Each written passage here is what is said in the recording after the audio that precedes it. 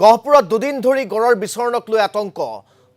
পুৰুপবাৰী চাহ বাগিচা এলেকাত বিচৰণ কৰি আছে এই গড়টোৱে কাজিৰঙাৰ পৰা ওলাই যোৱা গড়টো উভতাই অনাৰ চেষ্টা চলাই আছে বন বিভাগে কিন্তু এতিয়ালৈকে বন বিভাগ সেই চেষ্টাত সফল হোৱা নাই যাক লৈ পুৰুপবাৰী চাহ বাগিচা এলেকাত গড়টোৱে বিচৰণ কৰি থকা কেন্দ্ৰ কৰি এক প্ৰকাৰ আতংকময় পৰিৱেশৰ সৃষ্টি হৈছে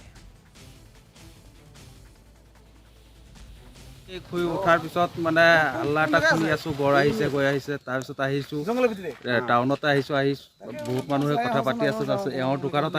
আহিছোঁ চকা চব উল্টাই থৈ গৈছে তাৰ পৰা সৰু এটা ফিচাৰী আছে সেইটো খোজ আহি একেবাৰে বাগানত আহি সোমাই গৈছে এতিয়া আমি বাগানত আহি চাই আছোঁ বাগানত আছেও এতিয়াও ফৰেষ্টৰ মানুহো থিয় হৈ আছে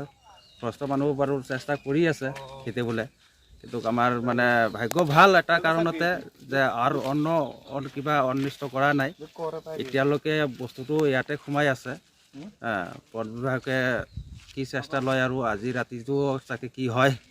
যদি আজি দিনৰ ভিতৰত খেদিব পাৰে তেতিয়া ভালে মানুহৰ ৰাইজৰো